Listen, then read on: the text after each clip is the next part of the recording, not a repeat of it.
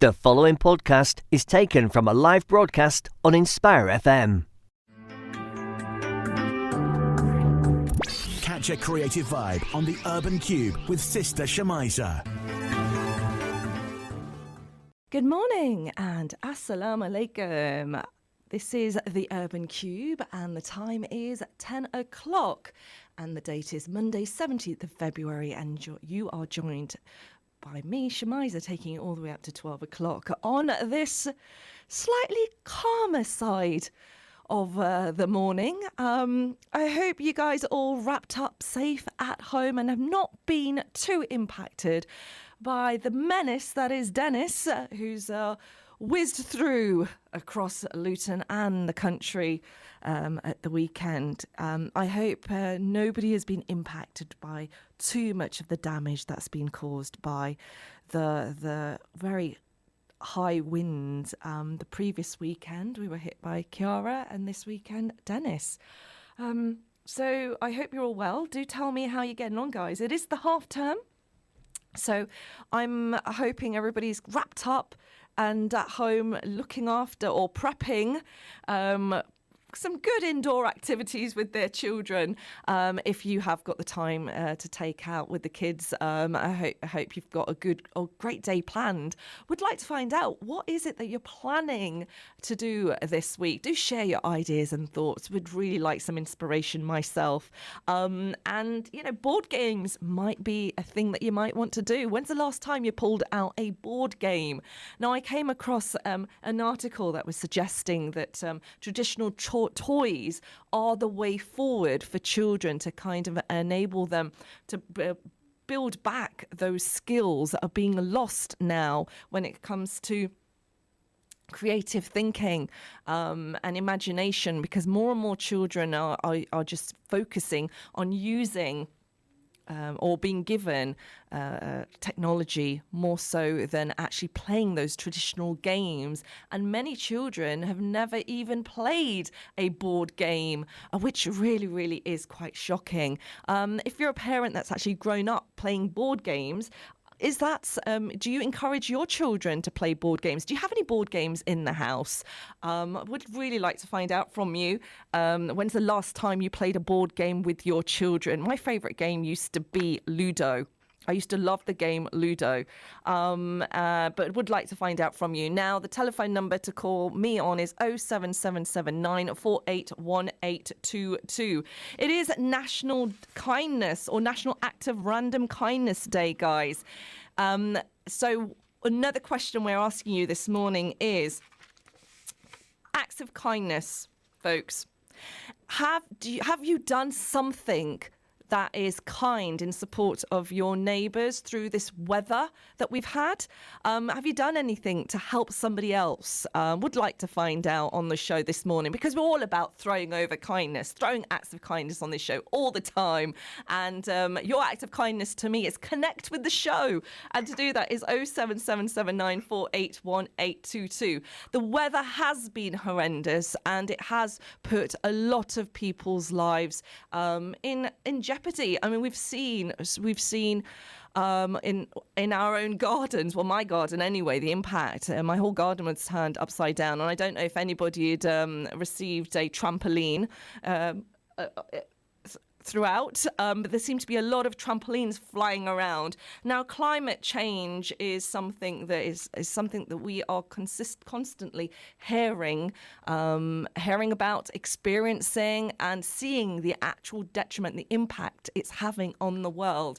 And I'm really delighted to be joined by an absolutely fantastic guest this morning, who is absolutely passionate about climate change and creating that difference in our mindset, not just in our communities or the wider community, but within our own communities as Muslims too, because we always seem to associate climate change with the wider community taking the leadership, taking the bandstand to speak about it in the press, in the media. But how much are Muslims contributing in creating this change in mindset? So this morning, I've a question that my guest guest, Mohitur Rahman, is going to be asking you and answering is, how can Islam give strength and a moral compass to the multiple extinctions being faced on our planet?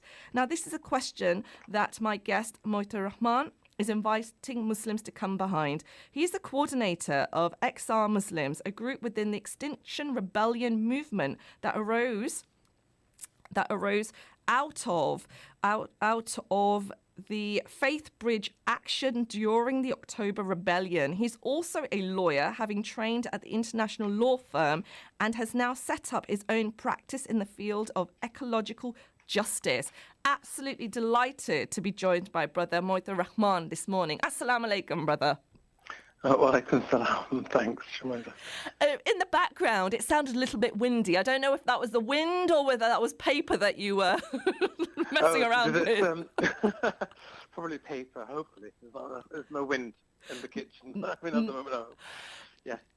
Is that better? Does that sound okay? It sounds fabulous. Thank you so very much. Now, I want you to pronounce your name as it should be pronounced. It's a beautiful name, but I'm a little bit concerned I may have said it incorrectly. The Anglicized of it, I guess, as I've grown up with it, it's Mothir. Mothir. What I've learned, though, is that the Arabic is, the pronunciation should be Motiur. Motiur. And what does it mean?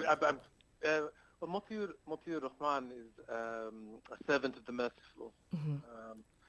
So it's interesting. Yeah, it's a name that I wasn't very comfortable with in growing up with, but I've become more and more. It's almost like you grow into your name and what it means to be of service. I think that's why I've looked at it more. Very fitting to you in service of mercy, because, you know, mercy of the rain, mercy of the weather. It's a blessing and that we consider in our faith as Muslims, and mashallah. You know, it's hit us hard across the country. The last weekends that we've seen. How are your thoughts and how are your feelings around the climate that we're seeing at the moment? Yeah, I mean, it's just horrendous. As in the changes that are happening, it's happening very quickly, much faster than scientists were predicting earlier. And so the IPCC report, that the climate change report by the UN, which came out in October 2018, saying there was a moral duty to start acting, and that's really what brought me to just almost seeing the emergency situation arise. It was just around when Extinction Rebellion began, and I joined the movement sort of around that first, just after the declaration of the rebellion in October 2018. I think the ex-Archbishop of Canterbury as well, he said something that gave moral permission. He said, you need to join the movement.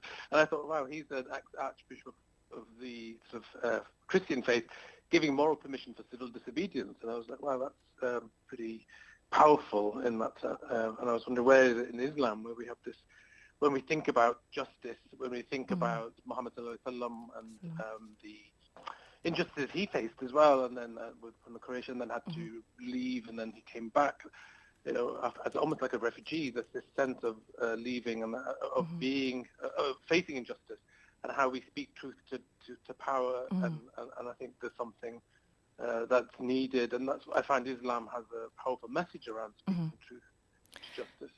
And what is the message through Islam that you're educating to the wider community and the environment? What is that message? Yeah, what is it that you're wanting to say? What is it that you're wanting to project to non-Muslims that are at the Extinction Rebellion rallies around climate change? One of the things. 1 second. This is what I'm trying to do with my family around. Bless. No worries. Is it half term? Have you got children around you, or? No, my brother actually. Oh, bless. Which makes a lot of noise. He's a noisy brother. Brother, sit down. We've got a radio interview going on here, dude. Come on. No worries. We're having a fossil-free Ramadan. Trying to set up this as part of the Christians having Lent, so they're bringing a month of Lent and how to bring the consciousness of being fossil free during that month. And in the Ramadan, it's almost like we're fasting, but how do we fast? Sorry, how do we fast from fossil fuel use, or at least bring it into our consciousness when if we're driving a car, or if we think, oh, could I walk that instead? And so widen the sense of fasting and what we learn through sabr, steadfastness and patience. And one of the verses in the Quran that really I find really powerful is the verse in Quran 33:72, which says, "We did offer the trust of reason and volition to the heavens and the earth and the mountains, but they refused to carry it because they were fearful of it. But the humans undertook it. Surely humans were unjust to themselves and ignorant of the results." And yeah, I just find that powerful because it speaks around this trust of reason and volition that was invited from the heavens and the earth, but they refused, and we took that responsibility on. But have we carried it forward in a way that is actually just? And that's where, and I feel almost that the consequences that we're seeing is the consequence of the breach of this trust that was asked of us, and we took on that responsibility, but we haven't carried it out well. And we are seeing across Ramadan, or the Ramadan that has gone, that more Muslims are taking a bit more responsibility. And we've seen like plastic-free iftaris, where mosques and community groups have encouraged communities to not waste food, to try and bring their own cutlery, to avoid using plastic. And so we're seeing slow changes. But is that just in Ramadan? Have you seen any more changes across the Muslim communities, and what more can be done? Yeah, I think everything is just a good step to begin to broaden, to begin to make these steps, because individually we are destroy. There's small things we can do, like as you say, green iftars, and we can demonstrate how what a change we can make in our own communities as an individual. And then, of course, there's the governmental changes that are required, because no matter how much we do individually, the government is still going to be churning out plastic products. Then it's a drop in the ocean what we do. So we've got to tackle it from both levels, both as individuals, as consumers, but also this label, I think, as citizens. Like, what does it mean to be a citizen of the British, of be a British citizen, and citizenship, and I think strengthening our sense of the civic responsibilities that are attached to being a citizen is something that's been eroded a lot through this consumerist culture, and to begin to see ourselves as citizens as well that have this civic responsibility.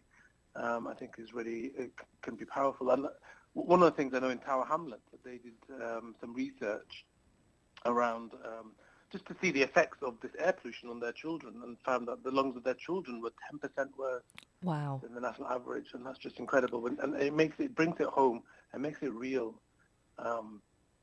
And that's connected very much to the land, because in Tower Hamlets there's quite a lot of wealth and so on, but the land is being brought up by more rich, by the more wealthy, and so the mosques and the schools are being built on the land that nobody else wants, so on the land by big major roads and junctions, and that is affecting the health of children. So you begin to see the connections, and I think they then stood up to that and had a march a few months ago, and the East London Mosque as well had a khutbah around the college environment. I'm seeing changes there. The fact that the Imam had a khutbah around college in Islam, I think was fantastic, and to bring that message out that the Imam brought out around how Islam connects to an environmental message, I think is really powerful. And may it continue. And what other activities are happening that are encouraging the mind? Changing the mindset of our communities around climate change? Well, there's two. We're having a march with Extinction Rebellion. There's a march called Enough. The Enough is Enough march, because I don't know, with LBC, I forgot the name of the actual producer, but he's saying, and it's got a campaign called Enough is Enough, enough of this disruption, let's get back to business as normal so we can carry on with our daily lives. And we're saying, we twist it around and go, well, actually, enough is enough of the government not doing enough for our future generations, for the future of our children, for the health of this planet. And so that's why we think enough is enough. And we're trying to gather as many people together at Russell Square just to start a march. It's not just for Extinction Rebellion, it's for anybody who feels that not enough is being done. And that's on Saturday the 22nd at 1 p.m. And hopefully we'll have an Exile Muslims banner produced by then. So to have many Muslims who could come and join and come behind that banner, I think would be really powerful. And how have the Muslims been received by Extinction Rebellion? Is it, what's their response been to you and your side of educating and communicating? I think it's been welcoming. There needs to be, I think there needs also to be more dialogue. I find a lot of curiosity around what is it to be, some assumptions made that aren't necessarily true, but it's like there needs to be more dialogue. I had a phone call we had a phone call, it's Exile Muslims from Exile Leicester. So we have all these groups, Exile Leicester, Exile Durham, Exile Leeds. But Exile Leicester phoned us and said, we haven't actually got any Muslims in our group. Do you have any Exile Muslims that you could direct us to? And I thought, wow, if you're having a group in Leicester and not having the Muslims, what does that demonstrate? And it's not to do with necessarily, it's that we do live in these divided communities. When we have a rule in Extinction Rebellion which says, if you follow the values and principles, then you can set up a group, and it's self-selecting and it's self-directed. So most groups get set up by people who have got the time and have got the knowledge around environmental sort of issues, and that has tended to be middle-class, white, structurally privileged people.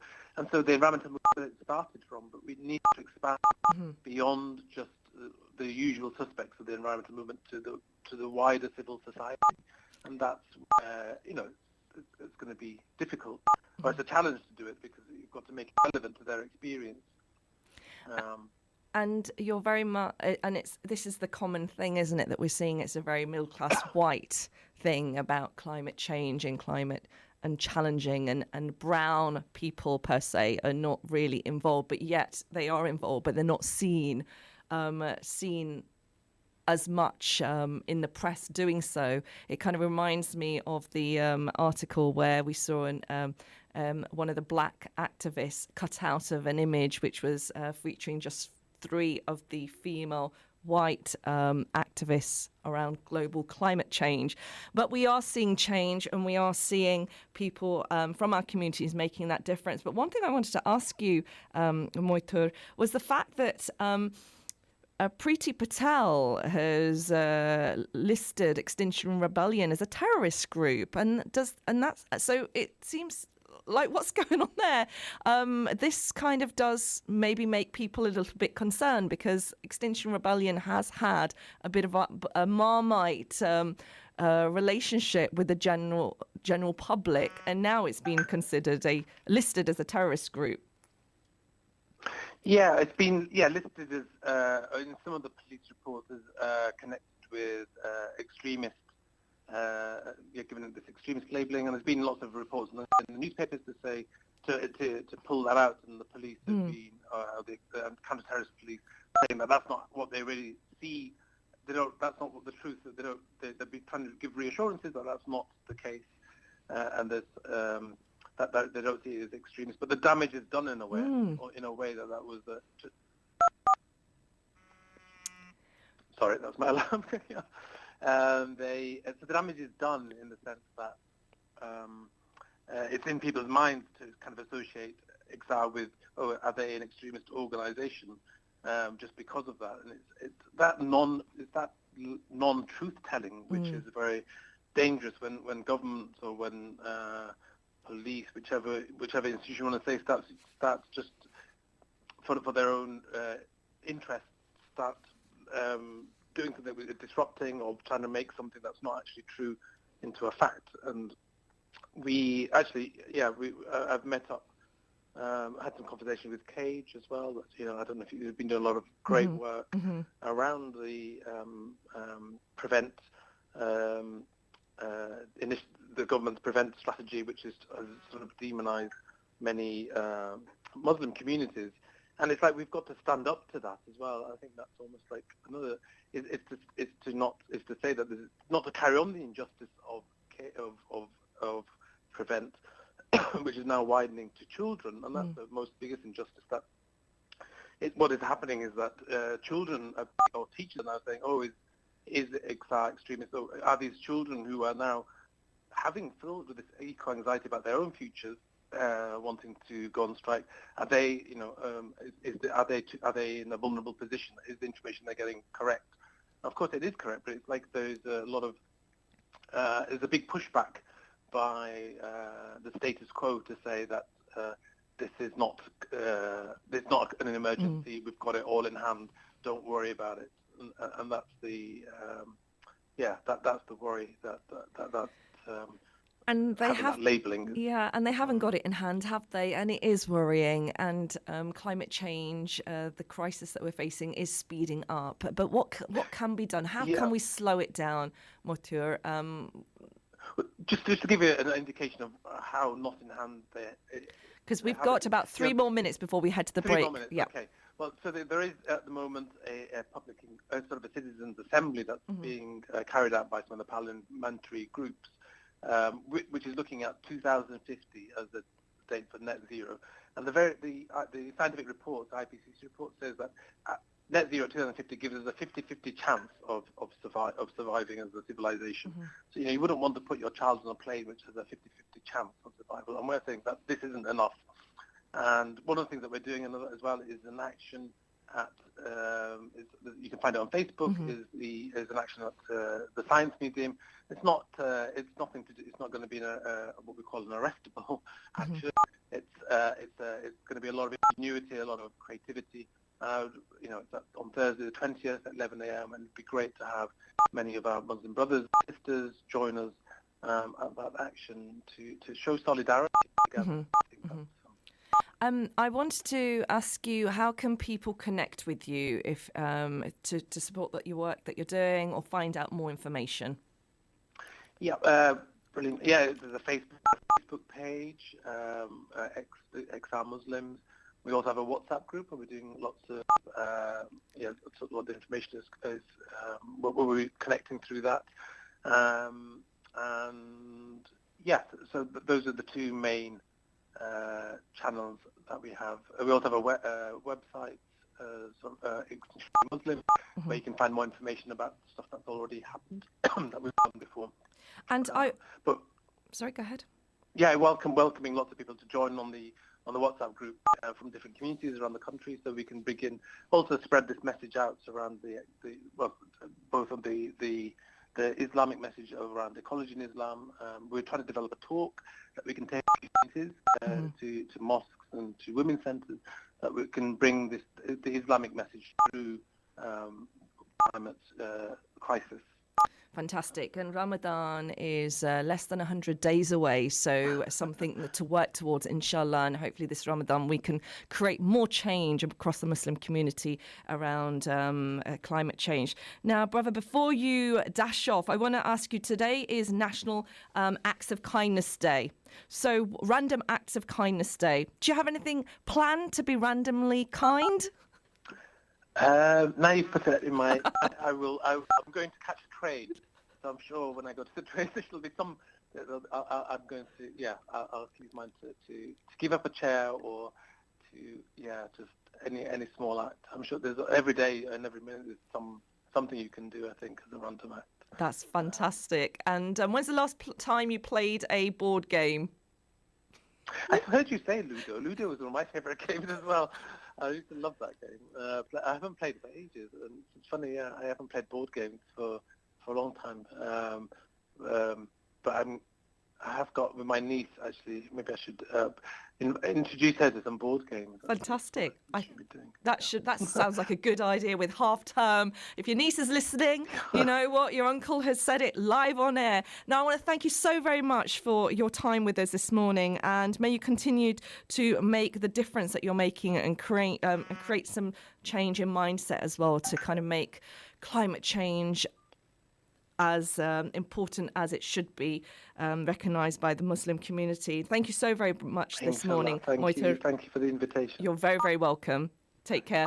Thanks. Okay. Bye-bye. Bye-bye. That was Brother Mohitur Rahman talking to me this morning about his work as the coordinator of XR Muslims, a group within the Extinction Rebellion movement that arose out of the Faith Bridge action during October Rebellion, and his purpose in kind of encouraging more Islamic ideas around climate change as well. We're heading off to a break, and we're joined by another fantastic guest who's making changes across the film world and tackling hatred and extremism.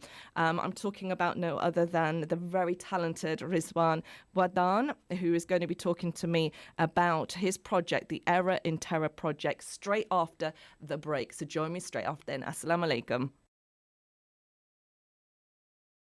You're listening to an Inspire FM podcast, making available our popular programs from our daily broadcast on Inspire FM. Catch a creative vibe on the Urban Kube with Sister Shemiza. Good morning and Assalamu alaikum. It's 10:30, Monday, 17th of February, and you're listening to the Urban Kube show brought to you on Inspire FM 105.1 FM. I'm Shemiza, taking you all the way up to 12 o'clock this morning, and we're beaming out to the fantastic folk across Luton surrounding areas, Peterborough on Salam Radio and Sheffield on Link FM this morning. I hope everybody is safe, well and dry. At home, or if you're at work. I hope you're well, guys. It's been quite an interesting weekend. Alhamdulillah, Storm Dennis hasn't had that much of an impact on my garden as Kiara did. I hope your gardens are are well. And the fences are still up. I think I've lost one more fence, so I've got loads of gaps in the fence. But inshallah, these are minor things in the grand scheme of things, aren't they? You've just got to remain positive as always. Now, I had the actual pleasure of speaking to a guest earlier on the show by the name of Mohitur Rahman, and Mohitur Rahman spoke to us about his the need to be, as Muslims, to take climate change a lot more seriously, and he is part of the XR Muslims within Extinction Rebellion movement, and that arose out of the Faith Bridge action during October Rebellion.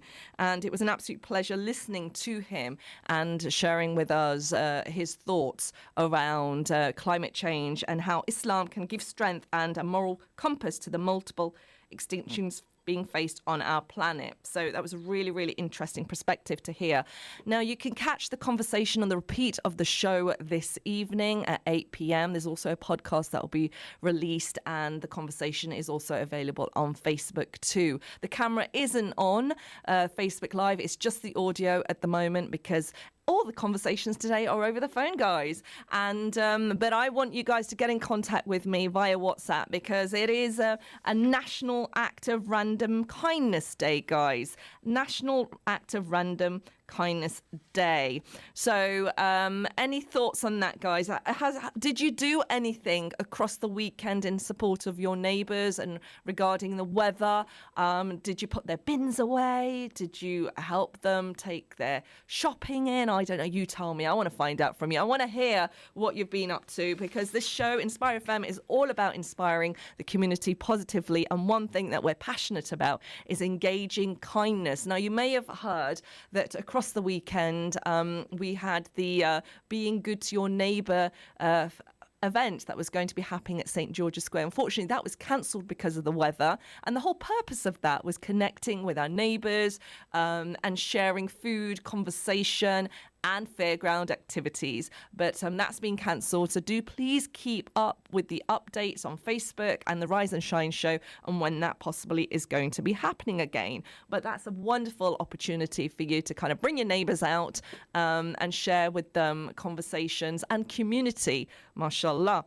Now, another question I asked is, when's the last time you actually played a board game, guys? The last time you played a board game, and what's your favourite? I really enjoyed playing Ludo whilst growing up as a child, and it's a game that I think I need to introduce to my children, because I read an article which has been very, very clear in suggesting that, you know, children should go back to traditional games, traditional board games, the old toys, or the toys that we played as children that were technology free, because that will encourage greater thought thinking and thought process and diligence and all sorts of the good stuff and imagination amongst our children. So are you a parent that only allows your children to play board games? Are you a parent that only has your children only access games that are technology induced?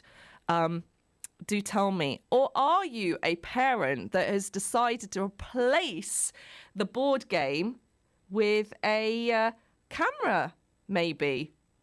I'm going to be speaking to a fantastic parent who's really not just making a difference in the world of film, but also encouraging his children to pick up the camera as well. And who am I speaking about? It's no other than Rizwan Wadan, who is a Muslim filmmaker who's worked on a Star Wars film and The Favourite. He's also produced 4 short films for a project to tackle hatred, extremism and terrorism. And we're going to be speaking to him about his... It seems like a real passion to create a new narrative surrounding Muslims through the making of film. And also he'll be talking to us about his... project, which is hopefully, inshallah, will be launching his vision around creating the first ever British Muslim Film Institute. I have the absolute pleasure to be speaking to no other than Rizwan Wadan. Assalamu alaikum, Rizwan. Wa alaikum assalam wa rahmatullahi wa barakatuh. How are you this morning, brother? Has the wind caught up with you yet? No, Dennis has not been a menace. It's been, alhamdulillah, been fine. Alhamdulillah. You know, this kind of reminds me of, you know, the comics. Whenever there was a dreadful, you know, if it was raining, what I would do is I would get, you know, a chadar or a gumbal, you know, like one of those blankets, put it over 2 chairs, and I'd crawl under those chairs and I'd read a comic. And Dennis the Menace was the comic that I used to read. Seriously. Oh, that's True story, no lie. Your childhood in imagination and creativity, were you a child that was, you know, given lots of board games to play and lots of comics?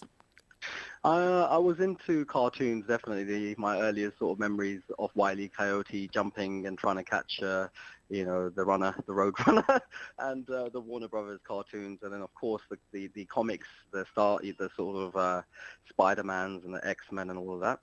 So yeah, I grew up around that era, but there was only cartoons at that when I was growing up. There weren't any sort of like film adaptations of these comics.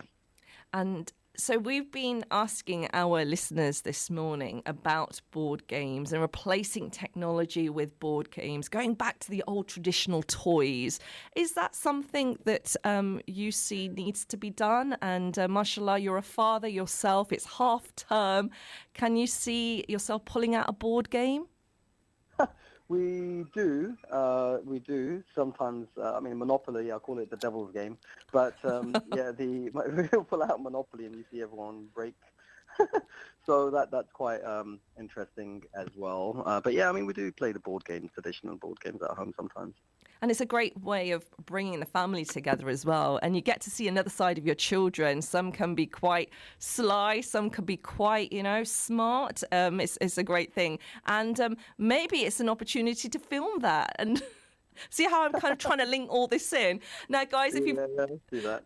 Now, guys, if you've just tuned in, it is 10:38, Monday, 17th of February, and I'm on the Urban Kube show, taking you all the way to 12 o'clock, and I have the absolute pleasure to be joined by Rizwan Wadan. He's a Muslim filmmaker who's worked on movies such as Star Wars, The Favourite, and Disney's Artemis Fowl.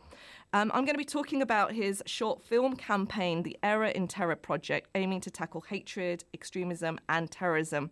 And also going to be looking forward to talking to him about his vision to launch the first British Film Institute.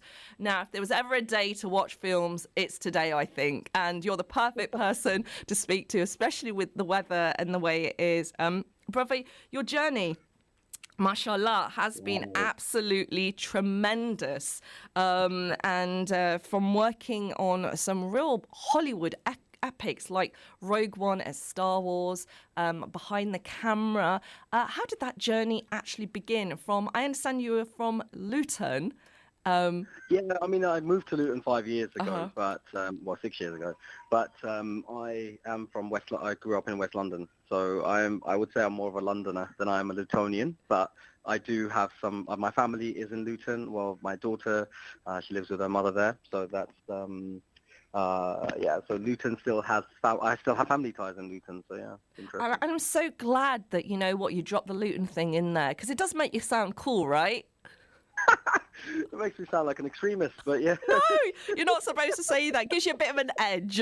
But this is what you're trying to tackle. You're trying to tackle the misrepresentation of Muslims in film through this £1.2 million project, mashallah, that you were able to fundraise to make happen. And it was you released 4 short films tackling the negative narrative around Muslims. So, I mean, the journey, if in simple terms, I mean, why did I get involved in film? I mean, when I picked up the camera, I picked it up because I felt that in the mainstream or in the media, whenever there's a Muslim story being told, or whenever there's something, or the representation of Islam and Muslims, it's just negative. And I was sick and tired of seeing the worst of the Muslim community from a global perspective. Whenever something had happened, the cameras point to that direction. And then I was just the more I would, sort of see the attacks happening, Charlie Hebdo, or some, any terrorist attack, then all of a sudden, the cameras would point at the death to America, the people that are just, the protesters, the people that are burning buildings, and, basically the angry mobs and the angry people who are not actually behaving Islamically at all. But then that gets portrayed as an image of what our religion stands for. And then continuously, the continuous portrayal of the replacement of Muslims from the communists or the Nazis in films. So we're just the terrorist number 10 and terrorist number 15, whatever it is. It's just it just carried on in that sort of sense. But my humble sort of start, or my intentions, and still are, is that I wanted to represent Islam and Muslims to the wider non-Muslim audience. So when I picked up the camera, all I wanted to do was make some videos on YouTube that would translate some of the, lectures and Islamic sort of, just real, it's like the real Islamic teachings in the form of some of the ready-made lectures that are there into Polish and Czech and sort of European languages. And I thought I'll do that. And I did something like that. But I carried on sort of, the first thing I shot, I realized it was really, really, really rubbish. Is probably the best way to explain it. It was really it was one shot, and I thought to myself, I can't bear watching this. Right. If I can't stand watching what I've made, how are other people going to be engaged in this and watch this? I thought I need to learn. So then I basically took almost over 44 courses on lynda.com at the time. Now it's taken over by LinkedIn Learning. But I studied so hard. I mean, I spent 44 courses. Why 44?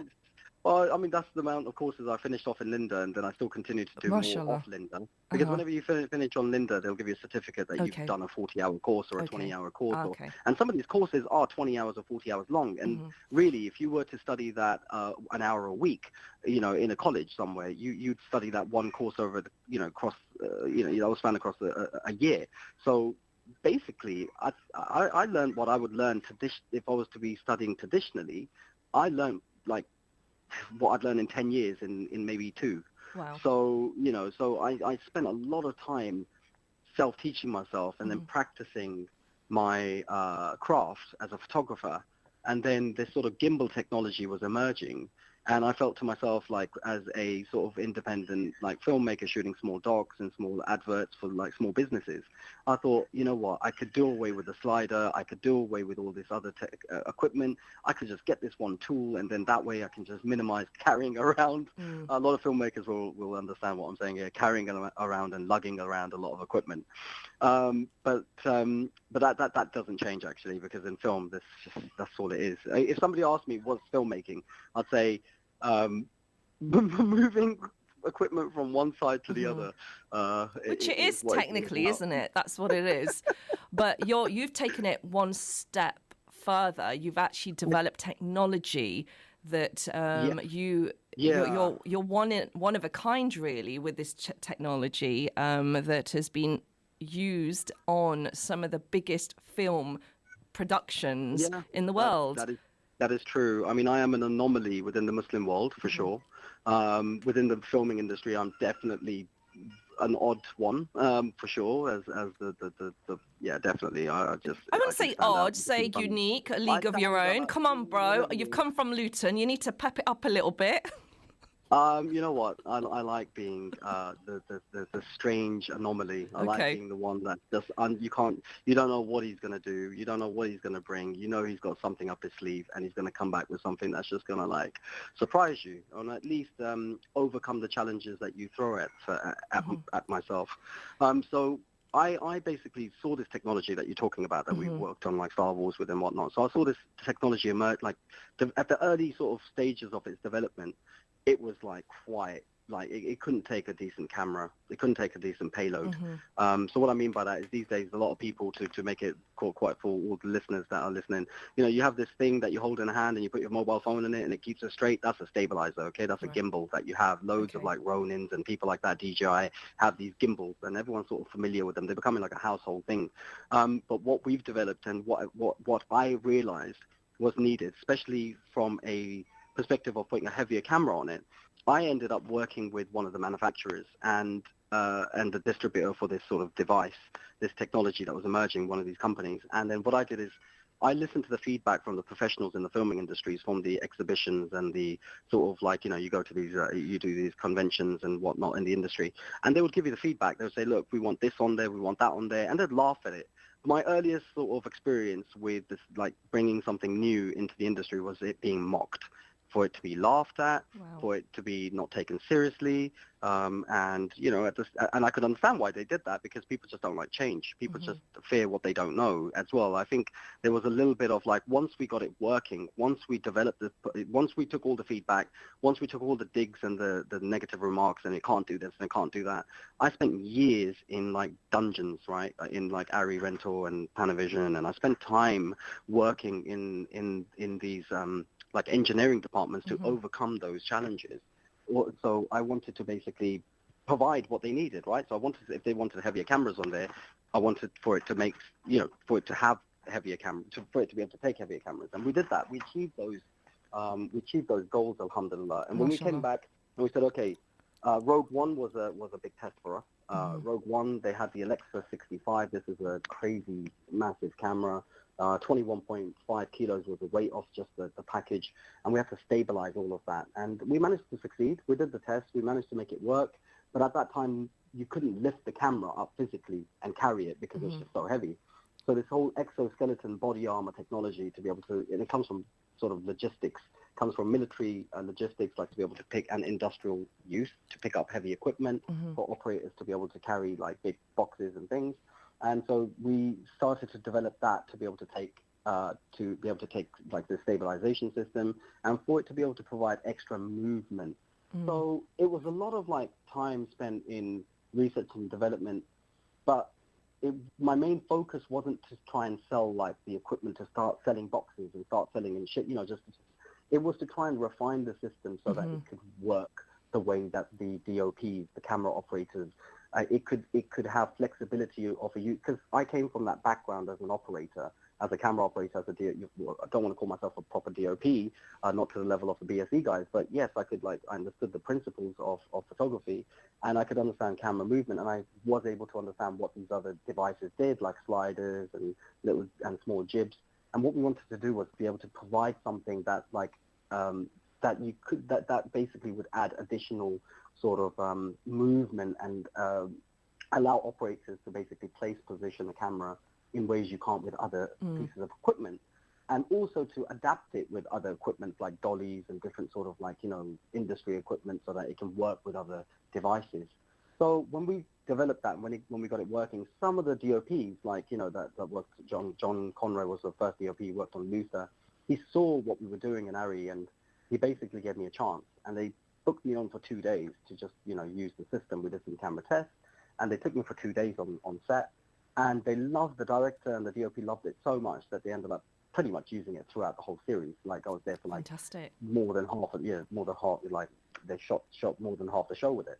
And, alhamdulillah, once that happened, and when I ended up on set, sister, this is where it just, the penny dropped. I realized when I ended up on set on that BBC drama, I just knew what the Muslim community do not have, the Muslim media just do not have, and that is they do not understand or have the ability or the mindset at the moment, or just the infrastructure, or the sort of maybe the people to lead this, to be able to make films to that standard, to be able to make dramas and to be able to pull together the teams, and the mechanism of film isn't there. So I thought... so what is it lacking? You talked about mechanism. Is it the technology? Is it the thought process? Is it the finance? Okay, so I come from kind of when I reverted to Islam, because I lived my religion, I lived without sort of you're born a Muslim, but you have to choose the religion. So I chose it later on in my life. And when I accepted it as my faith with doing my research and whatnot, I came from sort of a different background. And understanding that, when I fell into Islam, I went sort of super Salafi, right? So I went sort of pretty sort of images are haram, which of course they are in the sense of from a religious perspective. And then there was a conflict within I think the religion as well, where we as traditionally have been kept away from the arts. And even we, from an Indian Pakistani background, we've got Bollywood and whatnot. It's been there for almost a century or whatever it is, but it's always been frowned upon. Filmmaking has always been frowned upon within the community, whether it's from a religious perspective or not. It's been kind of looked at as, it's not really a noble profession to get into.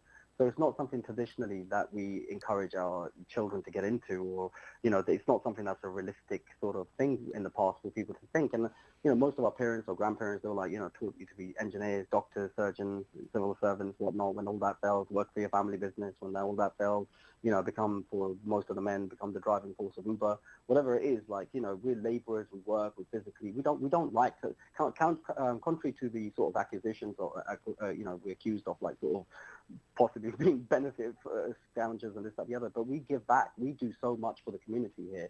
We give back as a community. So for me, it was overcoming that challenge. So when I picked up the camera, I was making a decision that, okay, I understand the principles that images are haram and this, that, the other. There was still this sort of debate going on that should people do that? Should people not do that? So I do feel that we have been sort of kept away from the good, this technology, or this sort of filmmaking and telling stories from a visual perspective. We've been kept behind. We're 100 years behind, really, as a Muslim community, especially from the practicing side. And I think even mosques and other institutes and education, they've just never pushed this sort of as a, as an industry. Yeah, and just the industry is one thing, but to be able to use it to communicate, use it to share our stories, to tell our stories and convey our message. And I think it's just that now we're realizing the consequences of it. I think the community is realizing the power of it, and they're realizing how much of an impact it really has. And even the scholars are jumping on the board. People who might have said, 10 years ago not to do this, they're realizing that actually you have to do this, because if you're, I keep hearing, if you're not on the table, you're on the menu. So I keep hearing that. And from a film perspective, like, we've just been on the menu because the people that are making the films, it's an easy story to tell. Like, like it might not even be sinister. It might not even be malicious. It's just like an easy, there's a bad It's guy, misrepresentation, though, isn't it? The stories around Muslims are misrepresented. And this is what we're going to be talking about after the break, inshallah, because we are going to be heading off to a break. Folks, if you've tuned into the show, have the absolute pleasure of speaking to the very talented Rizwan Wadan, who is a filmmaker really making an impact with the latest camera technology, working on some very large-scale, iconic films from Star Wars to also The Favourite. He's produced 4 short films for a 1.2 million project to tackle hatred, extremism and terrorism called The Era in Terror Project, which inshallah we're going to be talking about straight after the break. Brother, you're also there's so much to talk about, but we're going to be exploring it in more depth after the break, because I don't want to cut you short. But I want to also mention to our listeners, if you are somebody passionate about filmmaking or working in writing or producing, directing, or just around the technology side of things, then you're going to really look forward to listening to Brother Rizwan, because he's focusing on launching the very first ever British Muslim Film Institute. Yes, I've said that loud and clear. The first ever British Muslim Film Institute. I'm super excited to hear about that, Rizwan. How you've got about a minute to just kind of give us a bit of an intro before we head to the break. What can we expect? You can expect a infrastructure being created for creative Muslims to be able to get hands-on experience, workshops, the sort of training and education you just can't get in a university. Wow.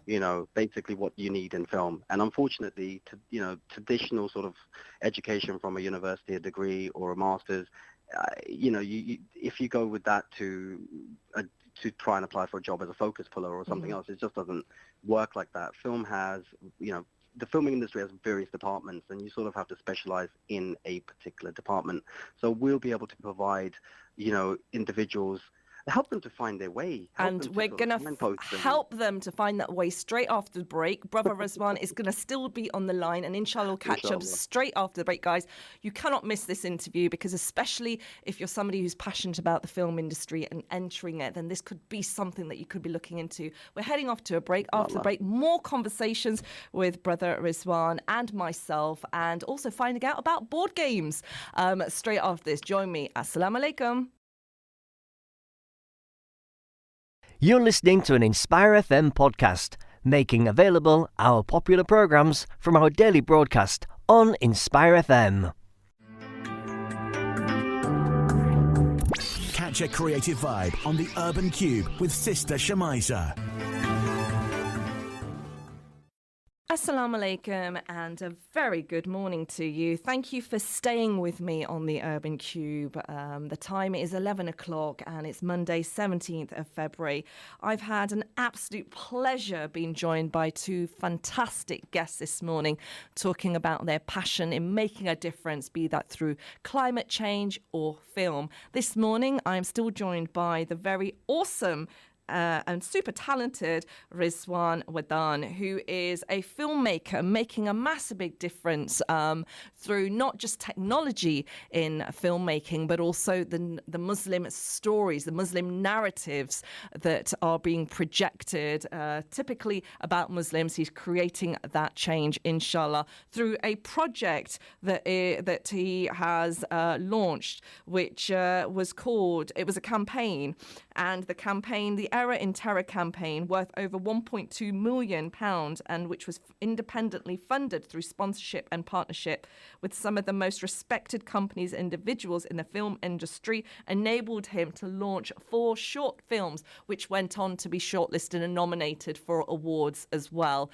I'm joined by Rizwan this morning on the phone, and we've had the absolute pleasure of listening to his filmmaking journey, which, believe it or not, started off from taking courses online to taking them all the way across to Hollywood, mashallah, to be working on films such as Star Wars, The Favourite, and Disney's Artemis Fowl. Plus, he's been part of some really big BBC series like Luther as well. And today, mashallah, he's in a little old Luton over the phone talking to me on Inspire FM. How glamorous it is for him.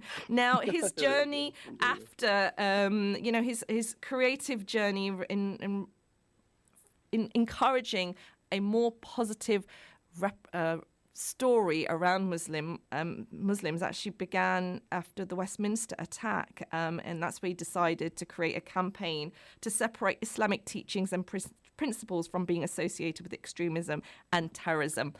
That's enough of me talking about what I know about him, but I'm sure you want to hear from him himself. Assalamu alaikum, Brother Rizwan. Wa alaikum salam wa rahmatullahi wa barakatuh. Thank you so very much for patiently listening in. We had the pleasure of listening to you before the break now, and you were talking about sort of improving the mindset and the relationship between the Muslim community and creativity and making films. And you spoke about, very, very briefly, about also the launch of a British Muslim Film Institute. So really quite intrigued and interested to hear about this. You know, it's kind of interesting. It's so difficult to try and jam in like 10 years of a journey into like an hour and try to like find the key bits and edit them out in my head and say, okay, these are the critical bits and this is what the community needs to understand. One of the things that the Muslims, especially because you're obviously, a channel that's for Muslims, or it's for everyone in the community, I get that, but you guys are, majority of your listeners may be Muslim. And, a message for them is that when I started to do this, before I even picked up the camera, first I made a dua. So it's very important for you to, reach out to your creator and ask him. So whenever you want to do something, and to all your creatives that are out there, you might be listening and you want to get into the filming industry and you want to do this, I believe that you have to first turn to Allah. For me, my dua was, Allah, utilize me to serve you, to represent Islam and Muslims to the wider non-Muslim audience. So for me, that was quite a specific dua, because I felt that Muslim media networks and channels, they just weren't creating content let alone non-Muslims would watch. I wouldn't watch it. So if I'm not entertained or I'm not interested to watch the content, then why would anybody outside of our own echo chambers watch that? So I thought, okay, that's the need. So therefore I made a dua for that. And then even when I picked up my first camera, when I purchased my cameras, I decided to buy cameras that were at least industry standard. Even if they were DSLRs, they could be 50 megabits and all of that. They would have, the sound would be industry standard. So I did the best I could to make sure the standards were there, the standards of my production would be, acceptable by the likes of the BBC, even though my skills weren't there at that time. My storytelling abilities weren't sort of refined, but my technical abilities were they were my strength. And then along with that, along the journey, I've gone and got to a point, alhamdulillah, where I have worked on projects such as Star Wars. I took my mum's advice. She said to me, look, if you're going to work in this industry, you want to help the ummah, you want to help the community, Mashallah. you want to do dawah, you want to bring people under. Mums are always right, bro. Mums are always right. They are. She said to me, make sure you find something to sell, because you've got kids. Who's going to, you're going out there and you want to do all of this for the sake of God and you want to help people. But, you got bills to pay, son, so you better make sure that you got something to sell. So that led me to want to sort of find basically this technology that I'm involved in. It led me to try and find work with it. And what actually happened was that she said to me, basically I was working with my family business. I'm one of those, I didn't really do well at college, and, I didn't get a career that I wanted, and, I ended up working with my family, and, I started to help them. And leaving your family business, being a Muslim, it's like breaking away from slavery, okay? It's like, it's like a bondage that you've signed up to this unsigned agreement that you're going to have to be their slave. And I had That's a bit dramatic. that's how it felt. That's how it felt for me. But I Wow. did it. I was a willful slave. Okay. Right, okay. I loved being. It's like it's just you feel guilty. Okay, and it's just like you have to help them because they've like as their parents they've done so much for you. So you can't just leave them in the limbo. So for me, that leaving my family business was a very big decision Okay. after being a part of it for like 14 years or two, Mashallah. like being there with them. So my mum knew that I had to do something because she could see that the community relations were like deteriorating since 9/11. And I remember her earliest memories of me going around with a rucksack going to university. She was paranoid, like, oh my God, don't Yeah. wear the rucksack, don't dress like that. Oh my God, you got a beard. Oh my God. So she was like, worried. Like I know parents that are worrying now about that and about hijabs and, because they're being pulled off and all of these things that are happening at the moment. So I decided that I've got to a point where I'm now working at a level. Alhamdulillah, I took my parents' advice. I've ended up with that technology, the technology that my mom said to me, make sure you find something to sell. And with that technology, I've ended up working at the highest level. In fact, I've achieved things with it that nobody else has. And I'm being, alhamdulillah, in British Cinematographer magazine, I'll be inshallah featured as one of the innovators of this technology. And they're also featuring the Erin Terror campaign because I gave up almost 2 years of my life after the Westminster attack and decided that I need to fulfill my promise to Allah. I said that I was going to do something to separate Islamic teachings and principles. I said that I was going to represent Islam and Muslims to the wider non-Muslim audience, and I felt that the biggest obstacle that we have and the biggest stigma that's attached to Islam, like globally in the media and in politics, is its association with terrorism. And I have never, ever, ever been taught to kill people in madrasas. I've never been taught anything negative. I looked into religion. I looked into Christianity. I looked into Judaism. I read the Torah, read the Bibles, a couple of different versions. I left, and I could see there's so much similarities in our religions that the only three things that are really basically different, going off the topic here, but, are like Moses, Jesus, and Muhammad, peace be upon all of them. So for me, I couldn't see I felt that I have to tackle the biggest stigma that's attached to our religion, okay? And I felt that is that campaign, like an anti-terrorism campaign, something that would be visually impactful. I reached out to the counter-terrorism teams. I reached out to them, to contact them first. I didn't know about. I wasn't really working within the Muslim community, so I didn't know anything about Prevent and Riku and all of these sort of government initiatives that are there. I didn't know about these things. I just contacted the government agencies because I felt that they have a duty and a responsibility to tackle this issue. So I went to the source first. And, I found that unfortunately they don't really have a department set up to deal or support Muslims who want to tackle this issue from an independent perspective. So I ran around, then the borough market attack happened. And by that time, that was it. Because it happened in the same year, a few months later, and I decided I am going to do this. I had a concept by that time. I'd watched, I've seen all these public information videos for knife crime, gun crime, online grooming, like various different sort of, like even Think Road safety campaigns. What all of these have within them, even if they're 1 minute long, they would have cause, effect, and consequence. The Think Road safety ones are quite easy to break down because you see somebody walking on the road, doesn't look right or left, gets hit by a car, he was paying attention to the music or whatever, he wasn't, and then you see the consequences of it. You see somebody not wearing a seatbelt, impact happens, crash, and you see the consequence of his sort of, not of what he did. So you see a motorbike, cause, effect, and consequence. He's not looking right or left, and somebody just smacks into him. So you have cause, effect, and consequence. But for any sort of anti-terrorism campaign, unfortunately, we don't deal with cause, effect, and consequence. We just deal with, if you see something, say something. And those sort of like initiatives that are basic, and I thought to myself that this is something that needs to be dealt with by, the way that, from a Muslim perspective, I felt that if we're saying from a narrative, if we're saying that Muslims are using the religion or have been deluded by the religion to carry out such acts of terror, and they justify it within their own minds somehow, that the religion is okay for them to carry out those attacks. The only way you can tackle that with those individuals is not by not their families can't help them, right? The local imam can't really deal with that either. They have to realize that their religion doesn't allow them to do it. So the only thing that will diffuse them or tackle or turn them around is the religion itself.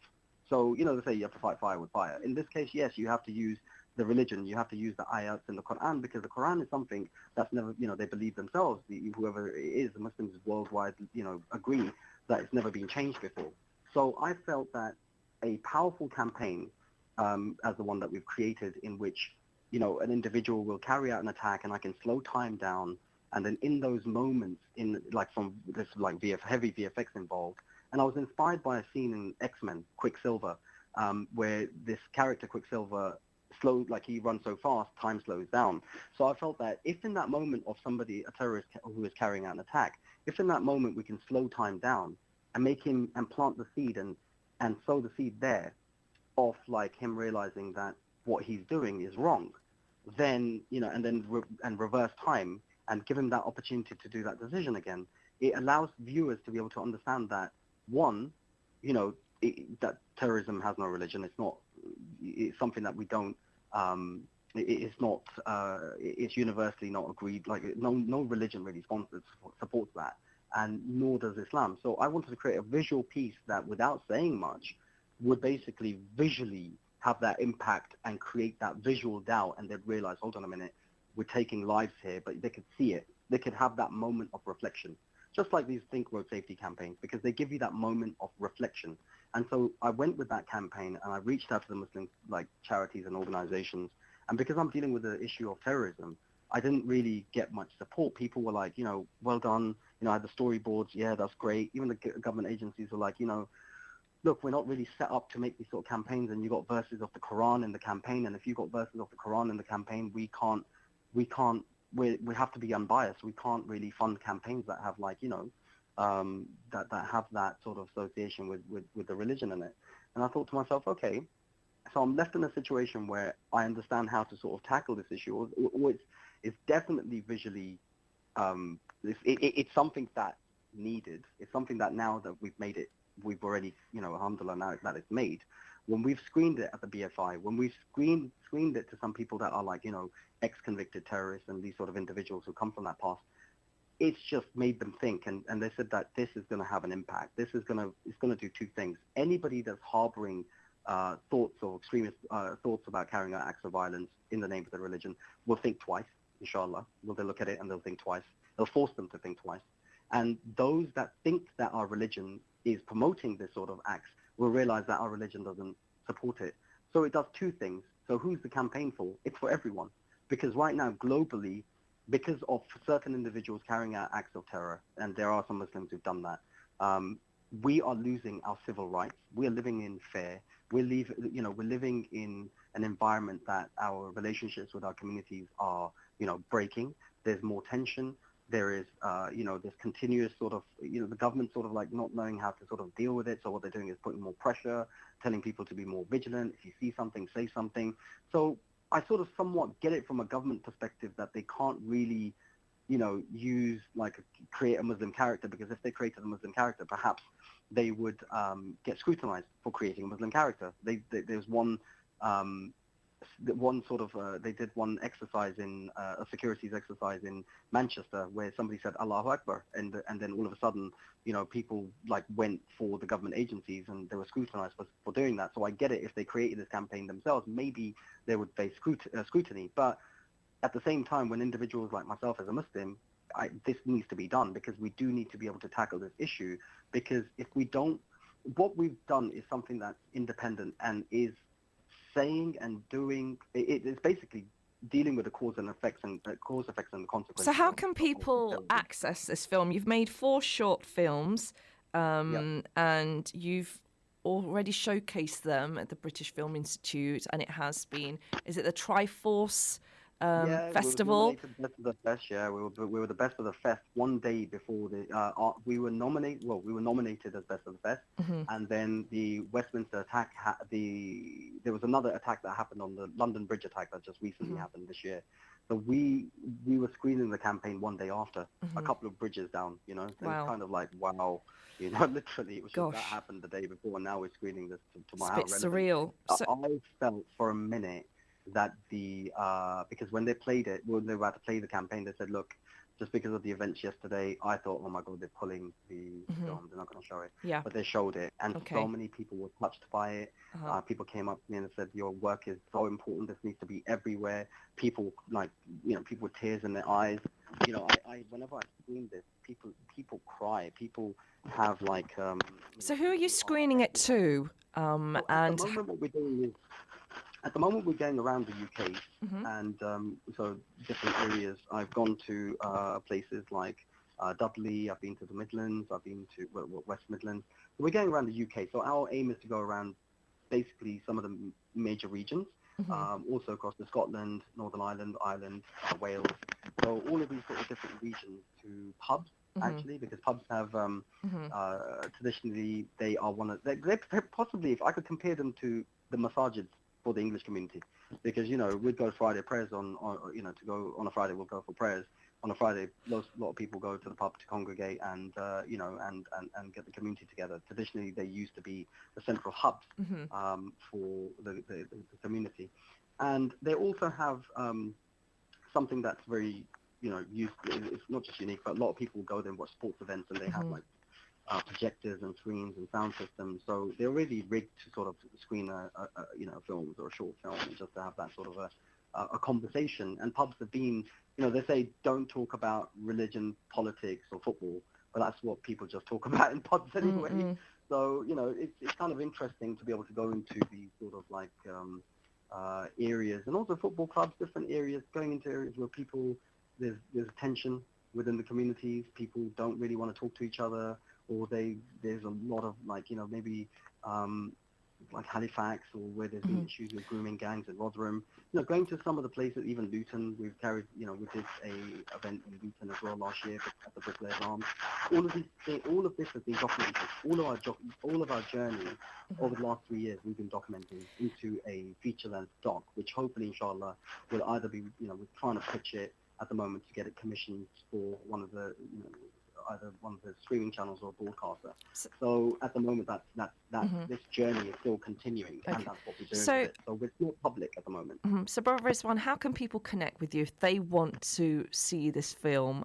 We are going live, not just Luton surrounding areas, but Peterborough and Sheffield this morning across Link FM and Salam Radio.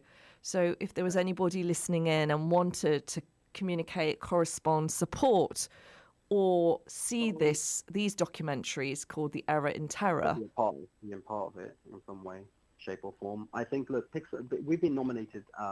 Basically, we've got 3 companies. Mr. Helix Limited, which is all the technical side of the business, which is all the stabilization equipment, all the stuff we do in films. The Pixelite Pictures has been nominated by Islam Channel as, we're finalists for Community Business of the Year. And that's a production company, so we make adverts and, we make films and short films. And then the BMFI, which we're establishing. So the Error in Terror campaign has been supported by all 3 of these entities. So I put about £70,000 worth of my own money into it, and then that sort of helped to kickstart and got about 60 companies in the filming industry to partner up and support us. And some of those donations from those companies were like £70,000, or some of them over 300 people worked in this project. So sometimes it's not just money, but it's sometimes what resources that people can provide you. Sometimes people can put you in touch with people, networking, locations, logistics. They can give you space, workspaces, places to stay, like assets. There's things that you can, that are more, sometimes not more, ours are probably more valuable than anything else, sincere ones, because they can really help us to open further doors for us. But the reality is that production and these sort of things are expensive. These things do cost money. And Muslims do need to sort of realize that, look, if we want to sort of change our image, okay, let me put it in this perspective. If McDonald's, I don't want to say, if any corporation, any big entity, any political party, any big company, right, that's a massive corporation, if anything happens to their image, they would spend millions on tackling on putting a spin on that, on trying to, they would have PR teams working to, improve their image, to tackle the narrative, to change that narrative. So isn't our religion worth more than, a burger or a shoe, whatever it is that people are selling? So isn't our faith worth more than that for us as a community? If we're being so badly misrepresented, can we not just come together And the people that are leading this, like people like ourselves, and there's a few other companies as well and a few other filmmakers that are jumping on board, and they are, getting to a position to be able to tell our stories. The community needs to get in support of that. So the BMFI is very important because it will start training these individuals to even, have more skills and sort of start channeling that together, and all these partnerships that we've built up in the filming industry, we can then utilize them to be able to ensure that whatever we spend, it is spent really well. So I just want this, British Muslim Film Institute is what you're referring to. We're setting that up at the moment. We're in the grassroots, we're in the first sort of initial stages of partnering up with potentially like Islam Channel, potentially partnering up with Inspire, because radio is a creative field. You guys will be doing something as well. So have you just is that just been announced? Because I knew nothing of that. That's just been announced, because that's the way it is. We've got to work together. Inshallah. I think we are all speaking from the same page, in creating a real representation of our communities in all shapes and forms. And we're not all the same. We're very different, but but we want a creativity. I do feel is the way forward in developing those changes. If people want to get in touch with us, we're at Pixelized Pictures, so on Instagram, or Rizwan, Wadan. It's not very difficult to find me, actually. So in that sense, people can get in touch with us. We do need the support. We are trying to make feature films because we want to get away from the begging mentality of can you give us £1, £2? But initially, we do need to get to a point where we can make feature films that can be sold. So once you're making films that are returning a profit, because I'm working in an industry, I'm in the industry looking out to the Muslim community and saying, hey, look at my position, look at what we're able to create, we can break outside of our echo chambers. And not only that, if you're smart businessmen, stop thinking about just your next burger shop or whatever business you're doing at an expansion in the mosque. Stop looking at the next sort of extension you need. Look at how we can, create, send our messages, and actually even potentially make money from this. And it's investing in the future generation, isn't it? It's about the future generation. When we build extensions or we set up businesses, we're thinking about children. So I'm good, dude. I'm good. Not really, but it is. This is not a fundraising thing for Brother Rizwan, folks, if you're listening in. But what I'm wanting to say is I'm on the same page here, because it is about investing in the future generations. We are in a situation where things are getting a little worse than they were. Islamophobia is unfortunately... Talking on that, sorry to interject there, just to mention what you just said, the Islamophobia is on the rise. Individuals like, Stephen Yaxley, Tommy Robinson, and even Nigel Farage, they went around the country getting milk, spreading their message across the whole country and campaigning around, and they were funded. And, they got milkshaked here and there, that's what you might have seen, but they went around spreading their narrative, okay? And they were funded by businesses and people to be able to go and do that. But when we're going to tackle that narrative, and when we're doing this, the Muslim community do need to support us to do that, because, otherwise it's just, we can't match, we're not sort of like, we're one foot behind. We need to level up. But inshallah, the levelling up is what you're aiming to do with the British Film Institute, and also investing in the future generation. And we are now heading to the end of the break, but we're also going to be talking about your contribution and your family's contribution, because your daughter, mashallah, is our guest straight after the break, and she is a upcoming filmmaker, and we're going to be talking about her latest short film as well that she's been working on. So her name is Imaan Wadan. So I'm really excited about that. So, brother, thank you so very much for joining me on the show and giving me your time. Good luck with everything you're doing. And I look forward to speaking to Imaan. We've got about 12 seconds. So quickly about Imaan. Imaan is the upcoming, she's the future, man. She's the future, inshallah. Mashallah. Nicely said by Dad there. Chip off the old block. So we're going off to a break. Join us then. Assalamu alaikum. You're listening to an Inspire FM podcast, making available our popular programs from our daily broadcast on Inspire FM. Catch a creative vibe on the Urban Kube with Sister Shemiza. Good morning, good morning, good morning, and assalamu alaikum. This is the Urban Kube show. It's 11:30, Monday, 17th of February, and you're listening to Shemiza, taking all the way up to 12 o'clock this morning.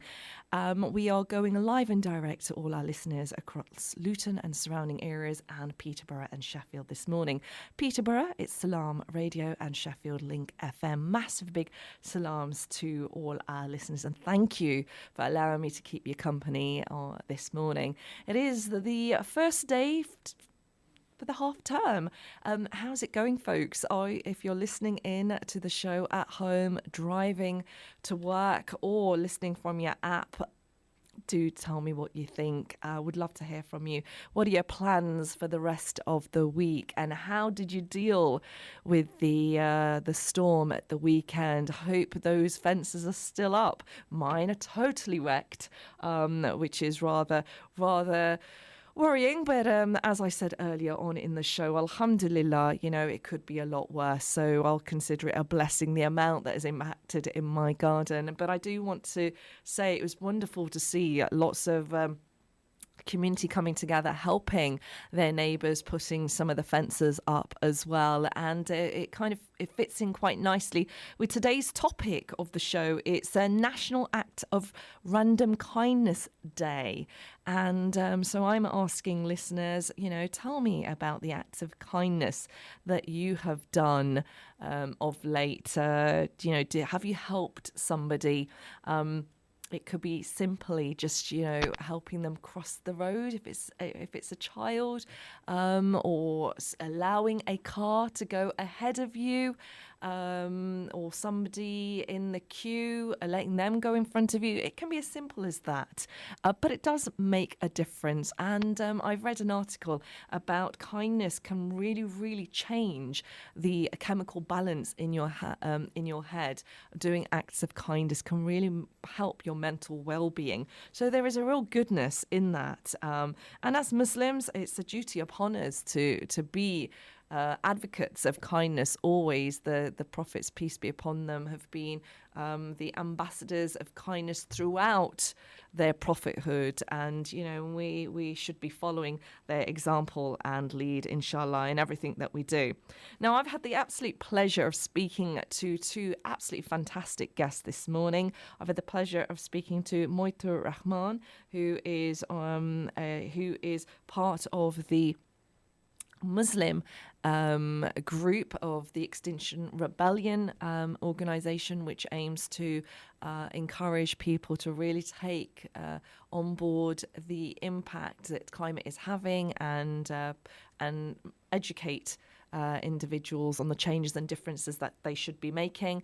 And then I was joined by no other than Rizwan Wadan, who is a filmmaker who is really ahead of his game on the technical camera equipment that he's creating, which has been used on the sets of the Star Wars film, and also The Favourite, and he's produced 4 short films on a project to tackle hatred, extremism and terrorism. And he talked quite passionately about encouraging the Muslim community to invest in creating change in the misrepresentation that we have been faced by the media, putting investment in, putting time, putting energy in, and creating this change. And it can only happen if we come together as a community and invest in good quality projects and campaigns. And he also mentioned about his vision in the launch of the British Muslim Film Institute, one of its kind, the first of its kind in England, to actually train and develop those skills in the future generation of filmmaking. But it doesn't just stop there. I mean, his passion for filmmaking has naturally rubbed off onto my next guest. She is no other than Imaan Wadan, and if you recognise the surname, then you'll know that she is the daughter of Rizwan, mashallah. She's a rising talent and one of the youngest Muslim filmmakers, and she's currently writing her second short film, Lost in London. Absolute pleasure to have Imaan join us this morning. Assalamu alaikum, Imaan. Wa alaikum assalam. How are you, my dear? I'm good, thank you. Thank you so very much for joining me this morning. Now, Imaan, tell me, how old are you? I'm 11. 11. 11. And you're the youngest Muslim filmmaker. Is that correct? I think so. Or is that what your daddy says? Yeah. But I'm so excited to be speaking to you, and I'm going to have to record this interview and save it because I hope I'm the first ever person speaking to you about your filmmaking. Am I? Yeah, I guess. Oh, yay. I'm super, super excited about that. Now, Imaan, it's the holidays, so you're at home. What are you planning to do? Are you going to be playing maybe a board game? Because I've been asking everybody this morning about board games and playing them. And your daddy told me that you guys play Monopoly. So do you think you'll be pulling out that board game? Is that one of your favourite board games? Yeah. Yeah? It's an amazing game. It's an amazing. And do you win? Sometimes. Sometimes. So, my dear, coming back to film. Now, do you think you'll be picking up your camera in the holidays? Probably I might decide to just make something short with my other siblings. So Make a funny old comedy. a funny old comedy. So you make films with your other siblings. So who's in this team of How many siblings do you have? I have three siblings which are always with me, and then four others as well. Mashallah, mashallah. Lovely big family. So there's a lovely big crew to help you with your filmmaking, but you're in charge. Yeah, I guess. Yeah, you're in charge. And tell me, my dearest, you're 11 years old.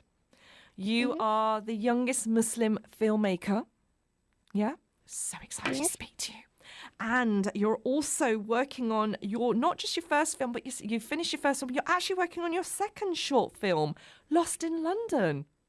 Wow. Yes. You're a busy lady. How do you fit it all in? Well, it's actually quite hard to find out what's going to happen when and how to do it and all these kind of things. But yeah, I'm not actually sure when I'm going to fit all the film and writing it and everything in.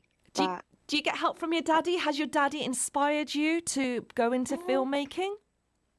I guess. That's where I got my camera from. Ah, that helps. And did he? Because your daddy told me that he was really surprised when he saw one of the films that you made, and he was really quite taken aback, and he thought, this girl's got talent. Has he told you that? Yeah, I did make it, but I just did it in my spare time when my sister and her friend were bored. Uh-huh. And I said, if you're so bored, help me by being an actor in this video that I'm just gonna write quickly, and then you just act it. And then I got my brother to hold up a lamp. And so he was the gaffer. Whoa. Yeah. And he did that for you. He kept hold of the lamp, and you got the actors, and you told them, if you're bored, star in my film. I like the way you do that. You're a lady who knows her mind. And what was the experience like for them? Were they easy to manage and direct? I mean, they were okay. It took a lot of takes and everything because they're in like 7 and 8. Oh, they're not trained either, so... The 7 and 8, and they're not trained either. I love that. You know, they're young. Yeah, it's all good. It's all good. But you've got them in control. You made them do it. And this is where it starts, doesn't it, Imaan? You've got to start young, and you're training them up to be a future gaffer and actor. It's awesome. Now, what are your favourite films, Imaan? What's your favourite? What sort of films do you like to watch? I like watching fantasy, such as like Harry Potter and other things like that. And there's nothing much for my age group and people who are in their from like 9 till 13 or 14. There's nothing much in there. There's just a lot of these films which are just made in a few, like a week or so, and no one puts much effort into it, and there's not anything for like young Muslims. Interesting. You raise a very interesting point. No films for young Muslims. So is this something that you might want to try and create? Well, I think I would like to try and make a few more things, and then make it could become like a sequel of like a long series which could do something, and maybe I could start putting it on things like YouTube, for example, and then if I'm successful, then Inshallah, Netflix, I don't know. Yeah, why not? Think big. Think like your dad. Think big. You know, the world is yours to conquer. Is having that positive thinking, that positive mindset. And is that what Daddy and Mummy help you do? Do they encourage you to follow your ideas and experiment? Well, yeah. If I want to experiment with something, they're like, just try it. See if you're good at it. You will be good at it, you know. Things like that. That's good. That's good. And what I wanted to ask you is, do you ever go on set with Daddy when he works? Have you ever been on set to see him work? Yes, I have. I have starred in a few adverts. Oh, so you're a bit of is it film or television adverts that you've been in? I think the National Zakat Foundation adverts. I've been in 2 of those. Yeah, and then I've acted in one of the first films that he made. Right. So you're not only a real a pro behind camera, but you're also an on-screen star as well. So what do you prefer, being in front of the camera or behind the camera? Behind, because I get kind of shy when I'm in front, and I don't know. Sometimes my words get stuck, and I don't know what to say. So I think behind the camera for me. Doing the editing and the filming and stuff. That's me. Wow. I don't like going and just standing in front and talking. Well, you're going to have to get your speeches ready, because when you win those awards, young lady, the cameras are going to be on you. And we're really looking forward to finding out about your new short film that you're creating about London. Tell us a little bit more about this. Are you allowed to reveal any information about the film? Yeah, I can reveal some without giving any spoilers. Ooh. So it's about a group of kids who all have their different personalities, and one day they're in Trafalgar Square, and then a boy who is visually impaired goes missing. He's just walking along. It's group's cousin, and he goes walking along. He doesn't know where he is because he can't see much, and then the kids go look for him, get lost. Wow, that's an adventure and a half. And I think you're giving away too much information, and I don't want any potential filmmakers taking your story, because this sounds really, really exciting, Imaan. And this is an idea that you created yourself without Daddy's help. Actually, not just that. I think one of my cousins was saying that my dad was going to make a film called Lost in London, and I was like, wait, what? I didn't hear anything about this. And then I remembered from a while back he was saying something about it. And then I decided, why let it sit there and just let it bathe in memories and just sit in your brain at the back of your head when you could actually make it. Yay! So I started writing it, and yeah. Oh, you're my kind of girl. Taking it over. Take it over, girl. Take it over. Take over the empire of filmmaking. Oh, you have got a very bright future, and I'm really excited about what you're going to be creating. And I love that idea that, that why let it bathe in the back of your head? Pull it out. Why make it just a memory? Why not create it? Be that inspiration for everybody listening into the show. Do not let your ideas just sit in your head. Would you agree with that, Imaan? Yes, definitely.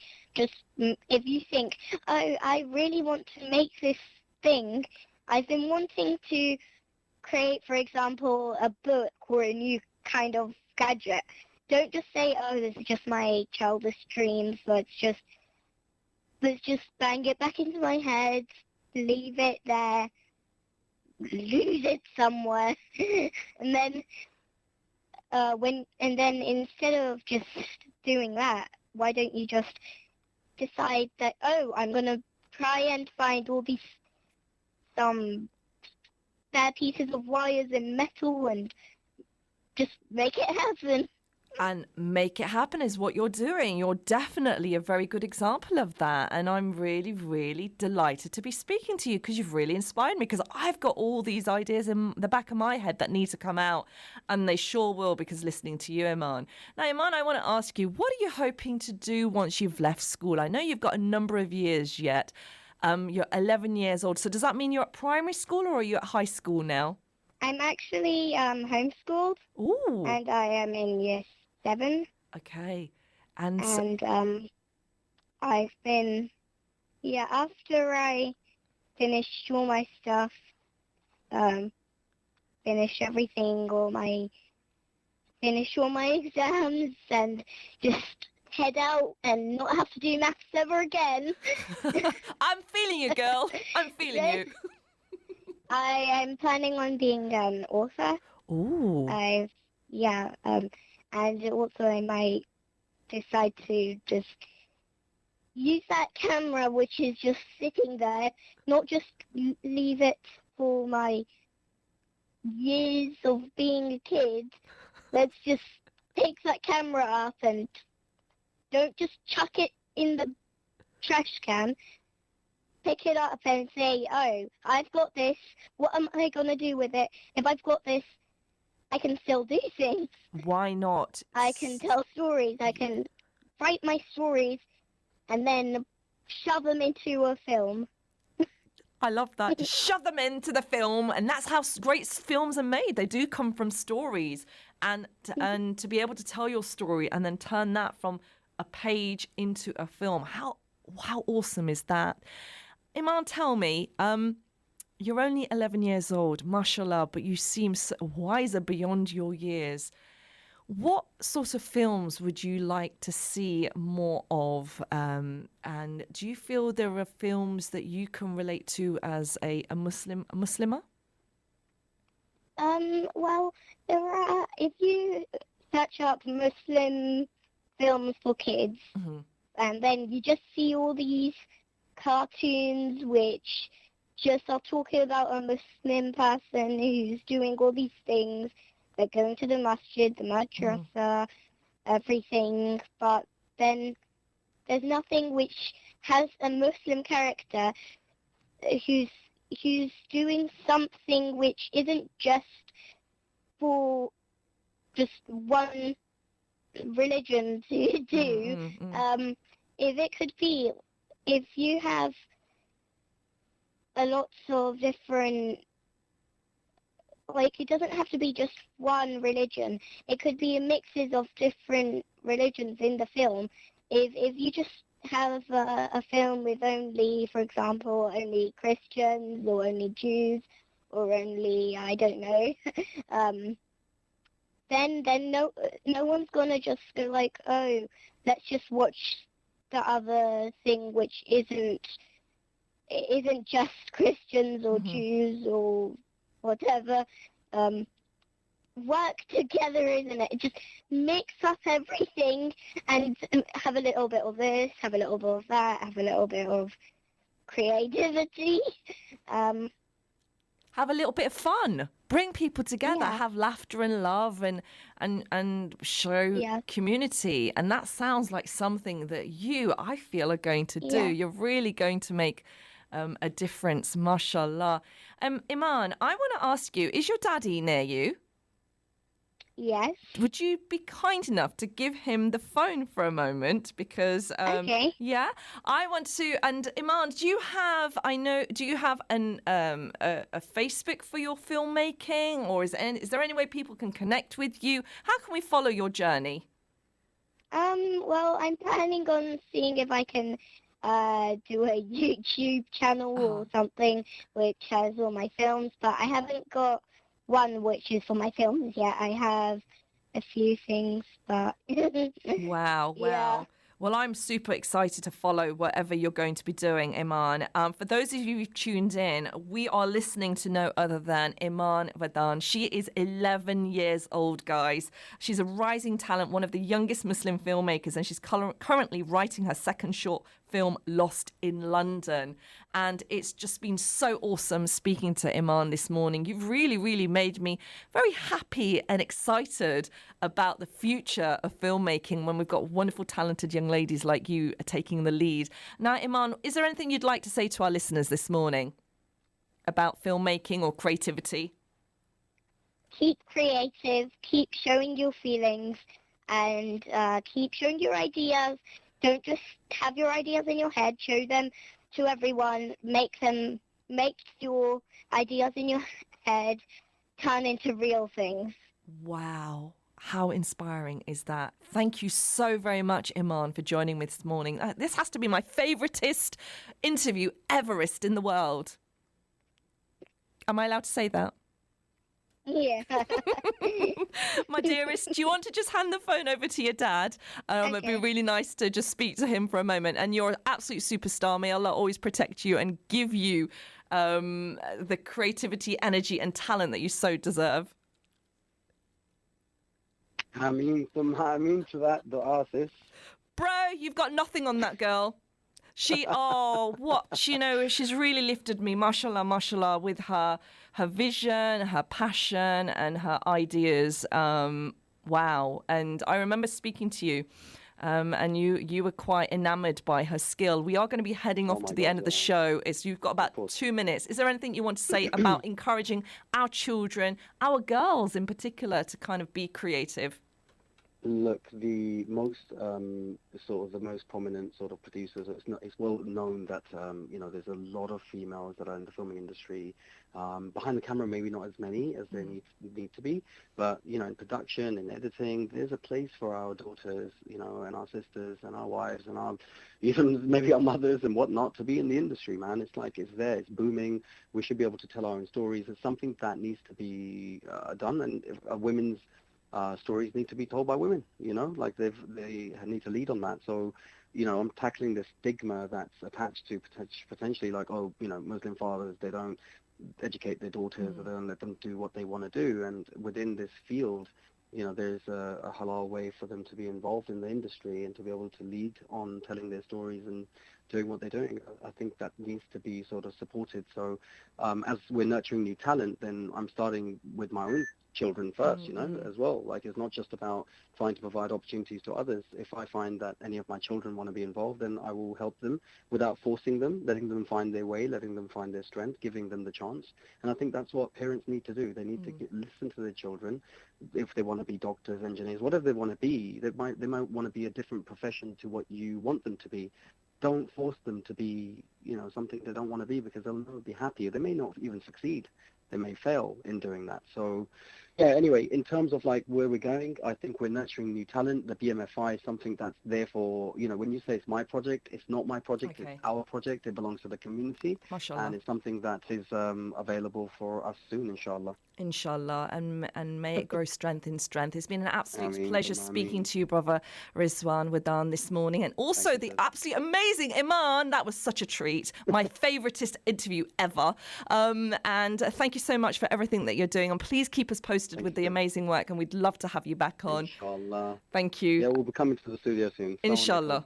And so from us, Assalamu alaikum. That was Brother Rizwan and the gorgeous Imaan, his 11-year-old daughter. From us, have a wonderful week. Stay safe, be kind, and inshallah, join you next week at the same time. Assalamu alaikum. Thank you for listening to our podcast. Why not tune in to our live stream at inspirefm.org and follow and subscribe to our social media platforms at Inspire FM Luton.